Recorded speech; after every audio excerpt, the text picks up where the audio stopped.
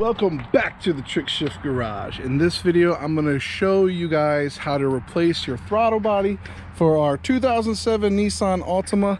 This goes for all Nissan Altimas with the 2.5 liter engine from 2007 to 2013. The throttle body that I have with the car is actually the original one that came with the car. It was 2007. It's got 200,000 miles on it. And what I've been noticing lately while driving it is two things. First, I noticed the high idle started picking up probably a few weeks ago. And then from any kind of stop, like if I'm at a stoplight or a stop sign or whatever, and I would just try to, normally drive the car, like, gently push the gas pedal down from a stop, it wouldn't go. I'd have to mash the gas down for a quick second for the car to all of a sudden wake up and start going. So what I did after that was clean the throttle body out. I'll have a video on that once I'm done replacing the throttle body here with a brand new one. And I noticed that it fixed the issue with the stumbling of acceleration because that throttle body was really gunked up, but it didn't fix the high idle issue. There is going to be a procedure that we're going to have to do at the end of this video to reset or relearn the throttle body, I should say. I tried to do the relearn for the throttle body, the old one. It didn't take. My battery voltage was good. It has to be at a specific voltage. I think it was like 12.9 volts, but I'm not 100% on that. So at this point, the car's got over 200,000 miles. Like I said, it's the original throttle body. I think it's just time to replace it. So that's what we're going to do today. I'm going to walk you through step by step on how to replace the throttle body for these. If you have a 2.5 liter Nissan and it's front wheel drive, like the Altima here, Nissan Rogue, the Sentra with the 2.5 liter, the SER, V-Spec or what have you, that I think it uses the same throttle body as well. So this could be a good guide for most Nissan 2.5 liters. I don't think it works for the 2.5 that's like in the Frontier. So I did a little research and I found this Hitachi one online. It's got great reviews from what I could find, and it's a little cheaper than the Nissan one. So we're going to go ahead, we're going to install this Hitachi branded one, and we're going to see how it works out. If not, I guess I'll have to go ahead and splurge on the Nissan throttle body. But hopefully, fingers crossed, it works just fine. So let's go ahead and get started. All right, so the first step you want to do is remove the negative terminal from the battery, and that's going to be a 10mm nut. Remove the engine cover. I'm going to use a Torx T30 bit here. And there should also be one here, but I lost mine, so the last one should be right here. Okay, and lift up, should come right out. Alright, so next step is we're going to remove this vacuum line, and then that should come out. Alright, loosen this screw, and it's just a Phillips screwdriver.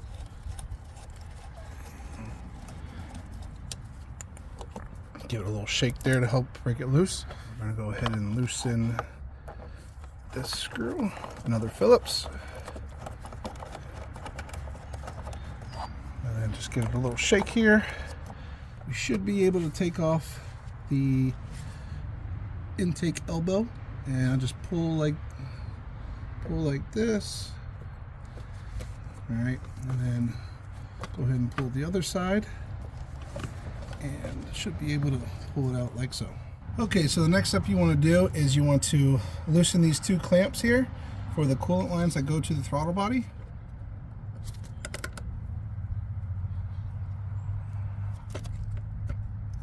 Squeeze it like that, move it down.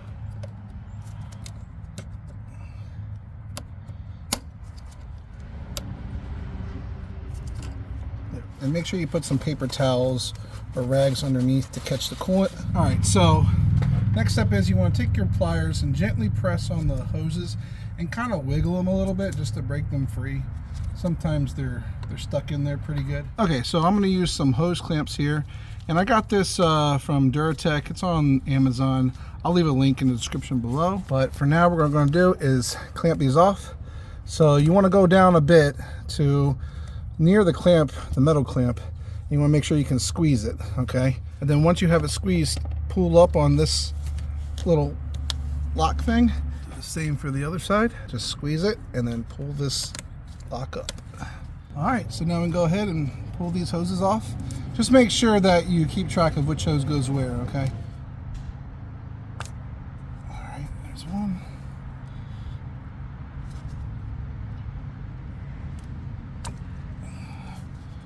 All right.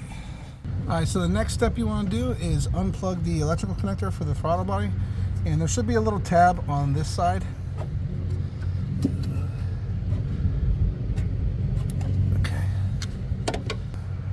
There's just that little tab there. You just got to push in, squeeze, and then pull out. All right, so the next step is we're going to remove these 4 bolts. There's 2 on top and there's 2 on the bottom. One's over there in the far corner, right over way back here. Okay, so when you're taking off the 4 bolts for the throttle body, you want to make sure you go in a crisscross pattern.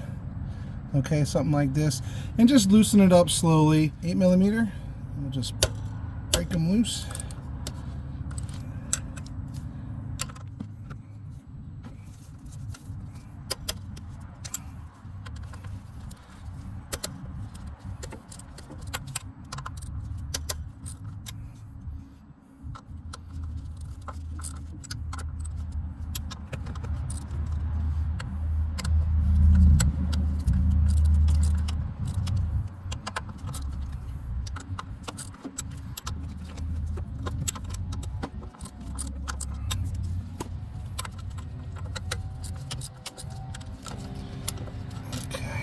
You can see the bolt, what it looks like right there. Okay, there you go, same bolt. Okay, get this back one here first. So for the last bolt, you want to hold the throttle body and try not to put too much weight on the intake manifold. Okay, and then take the bolt out, and the throttle body should be free. The next step, now that we got the throttle body out of the way, is there's a gasket here. You see where my finger is? There's like a little rubber piece sticking out. What you want to do is just grab that little piece here and pull gently out. Okay, this is the actual gasket. Okay, and then remove this little plastic piece here. Now before I go on, I'm going to just put a paper towel or a rag in there just to make sure there's no debris or any kind of bugs or anything flying in there. If you're pulling your throttle body off for the first time, definitely replace it, buy a new one. The correct gasket for this is going to be this. This is from Felt Pro, part number 61552. It says Nissan 1.8 liter, 2.0 liter, these older style engines, but it should fit for this engine as well. And all right, so here's the new throttle body. As you can see, nice and shiny and clean. You want to go over it, make sure nothing looks drastically damaged or different. I mean, if you want, you can hold the old one up, okay, and you can kind of see how they're very similar, almost exact. So you can see if I hold these up, the old one was also a Hitachi. Okay, well, that makes me feel better. Looks like they just took off Renault and Nissan on the top part here, but this should be the same part. Okay, and all we got to do really is go ahead. We're going to mount the new gasket on.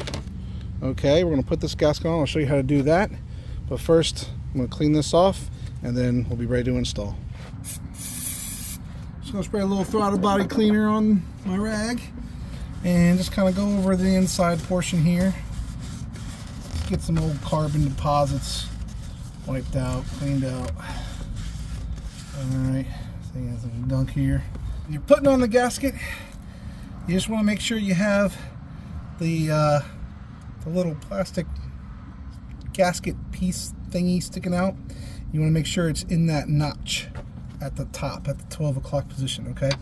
And then you're just going to gently push in until you hit the first ridge inside the intake manifold. Basically, the part that's smooth, that's the part that's going to be up against the gasket.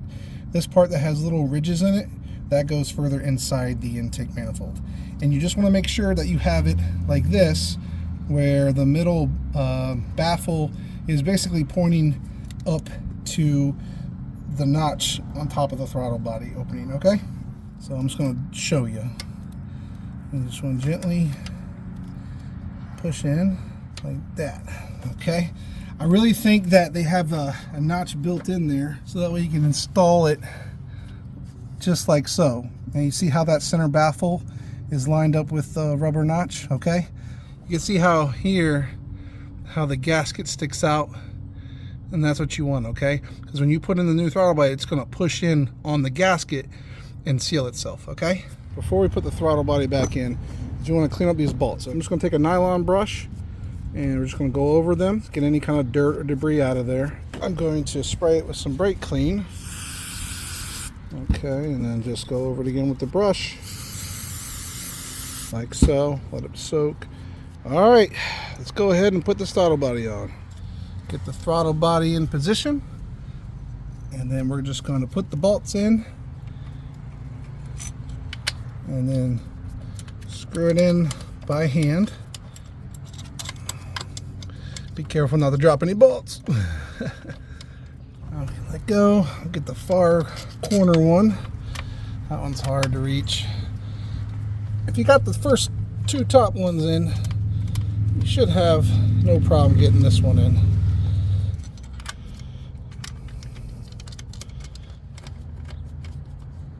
Okay.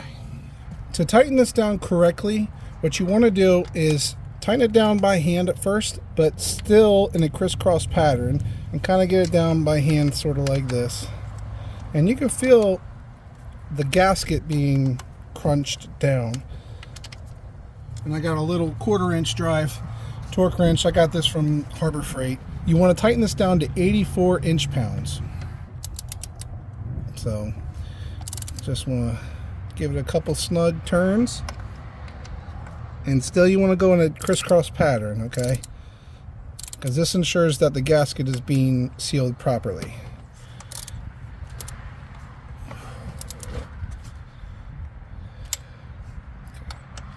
Start over here.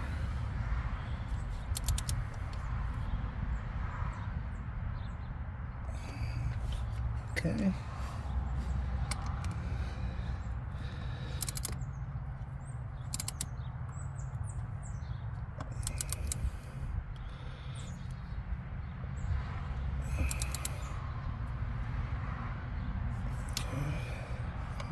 Here. Just take your time and go slow.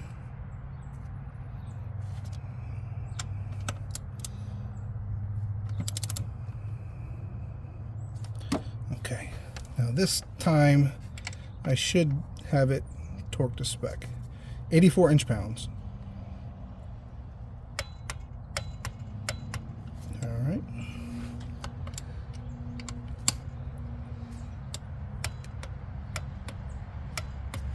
Okay.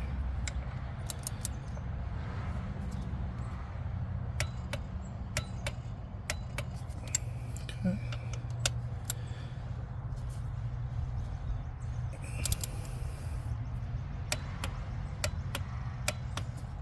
Okay. All right, so next step is go ahead and plug in the throttle body. All right. This we want to get our coolant hoses back. Like I said, you want to make sure you don't get them mixed up here. So this one goes down here. That's how you can follow it to make sure. But all we gotta do is just simply plug it in. Plug this one in here. Take off these hose clamps.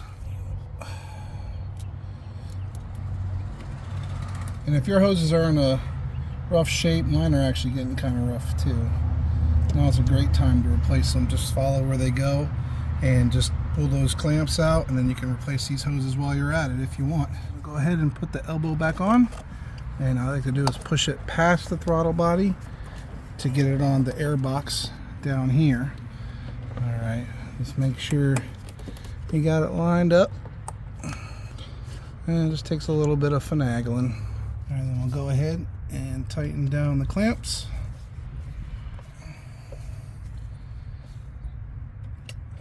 Kind of got to go underneath the MAF wire.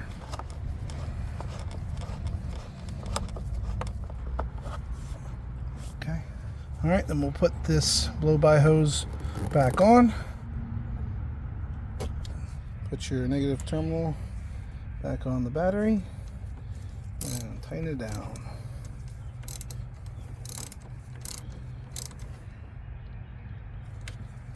All right, the moment of truth. Before, it used to idle around 1250. I noticed immediately the idle has definitely calmed down. I haven't done the relearn procedure yet, but I gotta get it up to temperature first in order to do that. The engine's gotta get up to temperature, but the transmission's also gotta be up to temperature as well. Go get me some lunch too. All right, so now that we got the throttle body in and everything's back on the engine, we have to do a relearn procedure for the throttle body. It involves turning the car into the on position, hitting the pedal so many different times. I'm gonna try to make it short and sweet as possible, so let's get cracking. First, you wanna make sure your vehicle's engine and transmission are warmed up. If not, drive it around for about 15 minutes. You wanna make sure your vehicle is parked with the steering wheel in the straight position. Next, you wanna make sure your battery voltage is more than 12.9 volts. Lastly, you wanna make sure all things electric are turned off, including your air conditioner, headlights, and rear window defogger. It's better to use a stopwatch, but you can count manually as well. Make sure the gas pedal is fully released. Turn ignition switch on and wait at least 2 seconds. Then turn ignition switch off and wait at least 10 seconds. Turn ignition switch on and wait at least 2 seconds again. Turn ignition switch off and wait at least 10 seconds again. For the next step, we're going to make sure the gas pedal is fully released. Turn the ignition switch on and then immediately turn the ignition switch back off. And wait at least 10 seconds in which you should hear the throttle body make this noise. At this point, start the engine just to make sure everything is still nice and warmed up. Okay, now comes the fun part. We're going to go ahead and turn the engine off and wait at least 10 seconds. Make sure the gas pedal is fully released and turn the ignition switch on and wait 3 seconds. Next, we're going to push and release the gas pedal 5 times within 5 seconds. Wait 7 seconds and then fully depress the gas pedal and keep it for approximately 20 seconds until the check engine light stops blinking and stays turned on. While holding the pedal down, your check engine light will blink on and off, and mine took about the full 20 seconds of blinking before it finally stopped. And once the check engine light stops blinking, you have 3 seconds to turn the engine on or it's going to miss the relearning procedure. Start the engine and let it idle for about 20 seconds. The engine idle speed should be around 650 RPM plus or minus 50 RPMs. If you've tried this correctly a few times and it's still not working, you might want to check out your throttle body to make sure it's fully closed. Also check out your PCV valve, make sure that's working properly, and check downstream of the throttle body for any kind of vacuum leaks, like that's behind the throttle body, including the intake manifold and any kind of vacuum hoses that go back there. All right, that's it for this video. The throttle body is back in. The relearn procedure worked out just fine. Like I said, it takes a few times. Just make sure you're pushing the pedal down 5 times. Make sure it's a real quick 5. Like you have to push it down 5 times within 5 seconds. So it has to be less than 5 seconds. You got to get that in. So I think that was where I was hung up the first couple times. But like I said, just stay patient, work with it, and you should eventually get to that point where the throttle body will be relearned and your idle speed will drop down to the normal 650 RPM range plus or minus 50. All right, so that's it. Thanks for watching. Hit that like, subscribe, and notification bell for more Trick Shift Garage videos, and we'll see you on the next one.